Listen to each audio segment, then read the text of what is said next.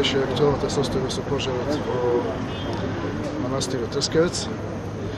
За жал констатиравме дека се направи една голема штета на културното наследство на општина Прилеп.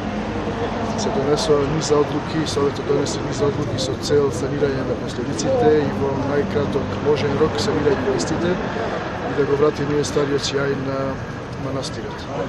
Прилеп изобилува со вакви духовни светилишта, духовни места и една од одлуките беше да се работи повеќе на превенција на овие историски и културни знаменитости во Прилеп, со цел да се изработат елаборати за заштита на истите од вакви елементарни непогоди или непогоди направени од човечки фактори. Значи, во целост застануваме зад мерките што ќе ги превземат институциите, надлежните институции во градот и во државата, со цел да се санираат последиците.